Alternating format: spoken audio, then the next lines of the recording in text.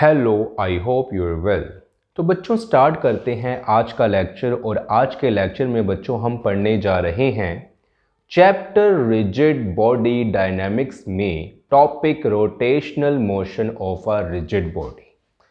तो बच्चों जैसे कि हमने कल इन अ प्रीवियस लेक्चर पढ़ा था कि अगर किसी मैटर के अंदर किसी दो पार्टिकल्स को हम सिलेक्ट कर लें तो उनके दरमियान रिलेटिव अट्रैक्शन होता है, मतलब रिलेटिव आप ये कह लें कि मोशन होता है। तो उस मोशन की वजह से एक ये वाला जो पार्टिकल है ये here and there, here and there, here and there like a pendulum ये मूव करेगा। ठीक है, मतलब ये जो पार्टिकल है ये यहाँ तक जाएगा, फिर यहाँ तक जाएगा, फिर यहाँ तक, यहाँ तक, यहाँ तक, यहाँ तक, ये अपने दायरे में रहेगा। इसको हम बोलते हैं वाइब्रेशन। सिमिलर वे में बच्चों ये जो सेकंड वाला भी हमारे पास पार्टिकल है ये भी हेयर एंड देयर मूव करेगा, मतलब इसमें भी वाइब्रेशन होगा। लेकिन बच्चों अगर हम इसको थोड़ा और एक्सटेंड करें और हम ये बोलें कि ये जो पार्टिकल्स हैं मैटर्स के अंदर ये हेयर एंड देयर मूव करने की बजाय, मतलब कि वाइब्रेट करने की बजाय ये सर्कुलर मोशन में मूव कर रहे हो तो ठीक है, मतलब मैटर के जो पार्टिकल्स हैं वो ऐसे मूव कर रहे हैं, मतलब उनका भी एक दायरा है, सर्कुलर मोशन में वो मूव कर रहे हैं। तो बच्चों उस केस में हम इस टॉपिक को पढ़ते हैं rotational motion of a rigid body. मतलब कि रिजिड बॉडी जो वो ठोस बॉडी है उसके जो पार्टिकल्स हैं वो रोटेशनल मोशन की फॉर्म में है। तो बच्चों इसकी हम डेफिनेशन पढ़ते हैं। A rigid body has a rotational motion if all its particles move in a circle and the center of this circle lie on the axis of rotation। तो बच्चों वहां पर कल मैंने आपको एक बात और बताई थी कि एक्सिस ऑफ रोटेशन क्या होता है। ठीक है, मैंने आपको ये बताया था मीन पोजीशन क्या होती है। ठीक है, मीन पोजीशन जो है, मीन पोजीशन हम तब बात करते हैं जैसे कि हमारे पास कोई पेंडुलम था और ये पेंडुलम हमारा यहाँ तक जा रहा था, फिर यहाँ तक जा रहा था। तो बच्चों ये जो पेंडुलम है जब ये सेंटर में आता है और सेंटर में आके इसका जो ये सेंटर वाला पॉइंट होता है इसको हम बोलते हैं मीन पोजीशन। ठीक है, इसको क्या बोलते हैं? Mean position. और अगर बच्चों कोई हमारा जो पार्टिकल है वो रोटेशन की फॉर्म में है, मतलब सर्कुलर मोशन में है, ऐसे ऐसे मूव कर रहा है, तो बच्चों उसका जो सेंटर होगा, उस सर्कल का जो सेंटर होगा उसको हम क्या बोलेंगे? Axis of rotation.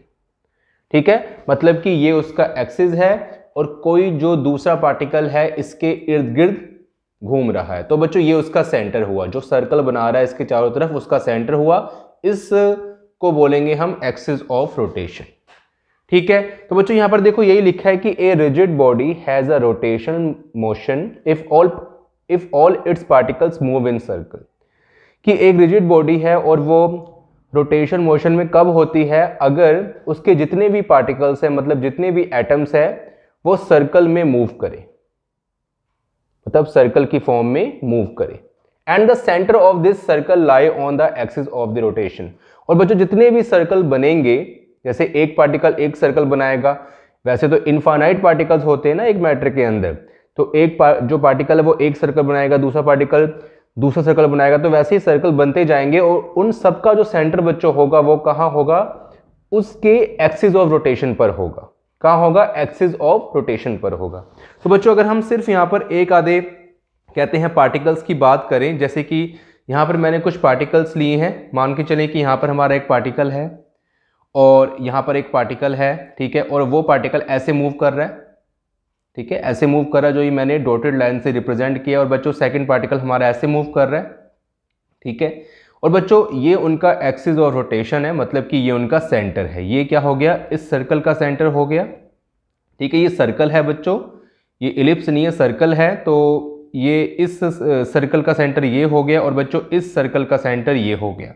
और बच्चों इनके सेंटर से जो ये लाइन पास कर रही है इसको हम क्या बोलेंगे? Axis of rotation. तो बच्चों यहाँ पर मैंने आपको दो पार्टिकल्स की जो रोटेशन है वो आपको मैंने यहाँ पर रिप्रेजेंट करी है। बच्चों यहाँ से लेके जो यहाँ तक डिस्टेंस होगा वो फर्स्ट वाले पार्टिकल का क्या होगा? रेडियस होगा। तो बच्चों यहाँ से लेके यहाँ तक जो डिस्टेंस है उसको मैंने r1 मान लिया। उसी तरह सेम वे में यहाँ से लेके जो यहाँ तक डिस्टेंस है इसको भी मैंने r1 मान लिया। और बच्चों सेम वे में यहाँ से लेके जो यहाँ तक डिस्टेंस होगा वो r2 है, क्योंकि सेकंड पार्टिकल बच्चों यहाँ पर है, और यहाँ से लेके जो यहाँ तक डिस्टेंस होगा वो भी r2 है। अब बच्चों यहाँ पर देखो जो पार्टिकल है वो मतलब सर्कुलर मोशन में घूम रहा है, रोटेट कर रहा है, तो बच्चों उसकी कुछ वेलोसिटी होगी, स्पीड होगी। वैसे तो स्पीड तो एक स्केलर क्वांटिटी है जिसकी ओनली मैग्नीट्यूड होता है उसका ओनली, ठीक है, एक वैल्यू होती है। लेकिन बच्चों जब हम वेलोसिटी की बात करते हैं तो बच्चों वेलोसिटी हमारी एक वेक्टर क्वांटिटी है। वेलोसिटी हमारी एक वेक्टर क्वांटिटी है जिसका मैग्नीट्यूड भी होता है और डायरेक्शन भी होता है, जिसका मैग्नीट्यूड एंड डायरेक्शन दोनों होता है, ठीक है। तो बच्चों देखो ये जो हमारा पार्टिकल ये ऐसे घूम रहा है, ठीक है, इस डायरेक्शन में घूम रहा है, तो बच्चों इसकी एक स्पीड होगी, और बच्चों वो स्पीड क्या होगी v1। और बच्चों यहाँ पर डायरेक्शन का देखो क्या है, ये सर्कुलर मोशन में तो इसका एक डायरेक्शन है, तो इसको इसलिए फर्स्ट पार्टिकल की स्पीड को मैंने v1 वेक्टर से रिप्रेजेंट कर दिया। और बच्चों उसी तरह जो हमारा जो सेकंड पार्टिकल है वो है v2, ठीक है, v2। अब बच्चों जो सेकंड पार्टिकल का जो स्पीड होगा वो क्या होगा, v2 वेक्टर होगी, ठीक है। तो बच्चों ये दूसरी बात होगी। लेकिन बच्चों यहाँ पर मैंने एक और साइन पाया है, वो है ओमेगा, क्या बोलते हैं उसको, ओमेगा वेक्टर। तो बच्चों ये क्या है, देखें जो बच्चों हमारी ये v1 वेलोसिटी होती है इसको हम बोलते हैं लीनियर वेलोसिटी। क्या बोलते हैं, लीनियर वेलोसिटी। मतलब कि सीधी लाइन में अगर हम कोई भी चीज अगर सीधी लाइन में, ठीक है, स्ट्रेट पाथ में अगर मतलब उसका कोई डिस्टेंस, उसकी कोई स्पीड है, मतलब कि ये कोई स्ट्रेट पाथ है, सीधा रास्ता है, और कोई चीज इसके ऊपर चल रही है और उसकी जो स्पीड है वो स्ट्रेट पाथ में है, मतलब सीधा सीधा उसकी स्पीड जा रही है, तो बच्चों उसको हम क्या बोलते हैं, लीनियर वेलोसिटी। और अगर बच्चों कोई हमारी कोई चीज है जो कि सर्कुलर मोशन में घूम रही है तो बच्चों उसकी लीनियर वेलोसिटी नहीं होगी, उसकी क्या होगी, एंगुलर वेलोसिटी। मतलब लीनियर वेलोसिटी तो होगी लेकिन उसको हम कैसे रिप्रेजेंट करेंगे, एंगुलर वेलोसिटी की हेल्प से रिप्रेजेंट करेंगे। तो बच्चों वो कैसे देखें, अब जैसे कि ये पार्टिकल है, आप मान के चलें कि ये पार्टिकल यहां पर था, ठीक है। अब ये जो आगे बढ़ेगा, बेशक बच्चों ये सर्कल की फॉर्म में मूव करेगा, लेकिन बच्चों इसकी यहां पर एक लीनियर वेलोसिटी भी होगी जो कि इसको आगे बढ़ने में मदद करेगी। और बच्चों जो एंगुलर जो इसकी इस पार्टिकल की एंगुलर वेलोसिटी है ये इसको इस सर्कल के दायरे में बनाए रखने के लिए हेल्प करेगी।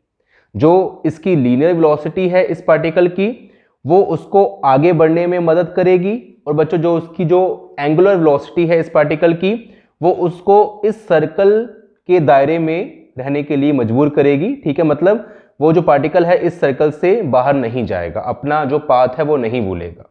तो बच्चों कोई भी पार्टिकल अगर मूव कर रहा है, वो अगर सर्कुलर मोशन में मूव कर रहा है तो उसकी दो वेलोसिटी होंगी, एक तो होगी लीनियर वेलोसिटी और दूसरी होगी एंगुलर वेलोसिटी।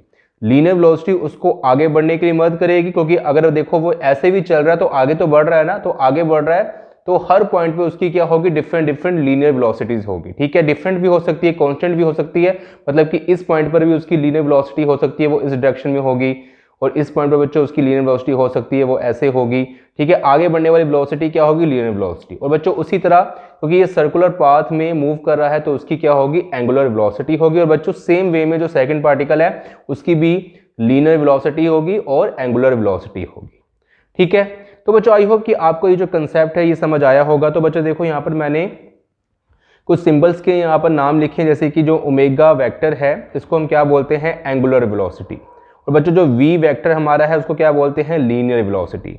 और बच्चों लीनियर वेलोसिटी और एंगुलर वेलोसिटी में क्या रिलेशन है कि जो हमारी लीनियर वेलोसिटी होती है वी वेक्टर या फिर वेक्टर वी आप कह लें, वो ओमेगा वेक्टर या फिर वेक्टर ओमेगा आप कह लें इनटू वेक्टर आर के इक्वल होता है, ठीक है। मतलब जो लीनियर वेलोसिटी होती है वो एंगुलर वेलोसिटी और रेडियस के प्रोडक्ट के इक्वल होता है, ठीक है। अब बच्चों यहाँ पर एक दूसरी बात आती है वो है मोमेंटम, जिसको हम लीनियर मोमेंटम भी कहते हैं। अब बच्चों मोमेंटम क्या होता है, मोमेंटम अगर मान के चले कि कोई भी चीज है उसकी स्पीड है, कोई भी चीज है उसकी एक स्पीड है, वो एक स्पीड से दूरी तय कर रही है, तो बच्चों हर एक चीज का मैस होता है, ठीक है, उसका क्या होता है, मैस होता है, ठीक है। तो बच्चों मैस के हिसाब से उसकी स्पीड पर भी फर्क पड़ता है। अगर कोई चीज है वो काफी ज्यादा, आप ये कह लें कि उसका मैस ज्यादा नहीं है, तो उसकी जो स्पीड होगी वो ज्यादा तो होगी लेकिन वो अनकंट्रोल होगी। अगर काफ़ी ज़्यादा स्पीड होगी तो वो अनकंट्रोल हो जाएगा। लेकिन बच्चों अगर उसका मैस ज़्यादा होगा तो उसकी स्पीड ज़्यादा तो होगी लेकिन वो अनकंट्रोल नहीं होगा। तो मतलब मैस का जो इफेक्ट है वो स्पीड पर पड़ता है। और बच्चों लेकिन यहाँ पर हम बात करते हैं वेलोसिटी की, क्योंकि यहाँ पर हमने मैग्नीट्यूड और डायरेक्शन दोनों की बात करनी है। तो इसलिए अगर हम बात करें लीनियर मोमेंटम या फिर सिंपली हम कह लें मोमेंटम, तो बच्चों वो किसकी इक्वल होता है, मैस इनटू वेलोसिटी। कि कोई भी हमारा मैटर है, उसका मैस है, उसकी कुछ वेलोसिटी है, उन दोनों को मल्टीप्लाई कर दें तो वो क्या बन जाएगा, मोमेंटम या फिर लीनियर मोमेंटम।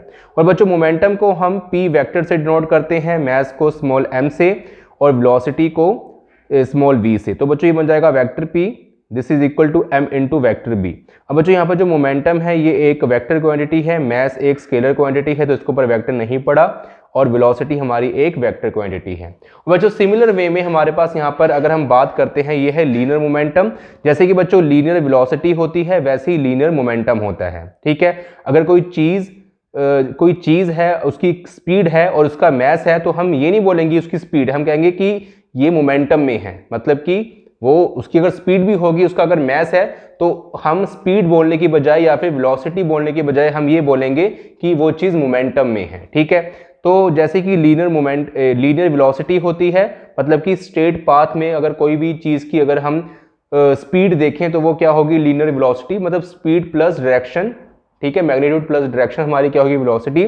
अगर बच्चों हम उसी डायरेक्शन में उस वस्तु का, उस मैटर का मास कंसीडर करें, ठीक है, मैस को हम सामने रखें और उसकी स्पीड मतलब कि वेलोसिटी, स्पीड प्लस और डायरेक्शन को अगर हम साथ में रखें, ठीक है, मैस को हम देखें, उसकी जो स्पीड है उसको हम देखें और साथ में डायरेक्शन को हम देखें, तो बच्चों इन तीनों क्वांटिटी को आपस में अगर हम एक साथ देखेंगे तो उसको क्या बोलेंगे कि वो उसका लीनियर मोमेंटम है, उस चीज़ का, उस मैटर का वो क्या है, लीनियर मोमेंटम है। लेकिन बच्चों वो स्ट्रेट पाथ होना चाहिए।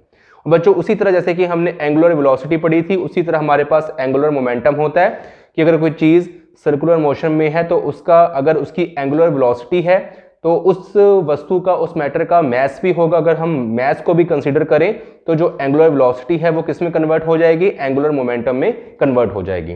तो इसलिए बच्चों जो एंगुलर मोमेंटम हमारा होता है वो किसके इक्वल होता है, मोमेंटम इंटू रेडियस। मतलब कि लीनियर मोमेंटम में अगर मैं रेडियस का मल्टीप्लाई कर दूं तो हमें क्या मिल जाएगा, एंगुलर मोमेंटम। ठीक है बच्चों, और बच्चों जैसे कि हम मोमेंटम को, लीनियर मोमेंटम को कैपिटल P से डिनोट करते थे, तो यहाँ पर एंगुलर मोमेंटम को हम कैपिटल L से डिनोट करते हैं क्योंकि एक वेक्टर क्वांटिटी है। तो बच्चों यहाँ पर मैं वेक्टर L लगाऊंगा। उसी तरह बच्चों मोमेंटम या फिर लीनियर मोमेंटम जो हमने अभी पीछे पढ़ा है उसको हम वेक्टर P से डिनोट करते हैं और रेडियस को वेक्टर R से हम डिनोट करेंगे। और बच्चों ये वाला जो रेडियस है वो ये वाला रेडियस है, ठीक है, यहाँ से लेके यहाँ तक। ओके, और बच्चों मैंने यहाँ पर एक बात और लिखी है कि momentum is similar to linear momentum. ठीक है, तो बच्चों ये हमारा कुछ रफ पार्ट था, आप चाहे तो इसको आप रब कर सकते हो। ठीक है, ये आपको समझाने के लिए था और इतना आप नोट कर लें। तो बच्चों आई होप कि आपको इतना समझ आया होगा। और ये जो लाइन हमारी होती थी वो होती थी एक्सिस ऑफ रोटेशन। तो बच्चों मैंने आपको ईजी लैंग्वेज में समझाने की कोशिश करी है। ठीक है, और अब हम चलते हैं नेक्स्ट टॉपिक की तरफ। तो उससे पहले आप इतना नोट कर लें। Thank you so much.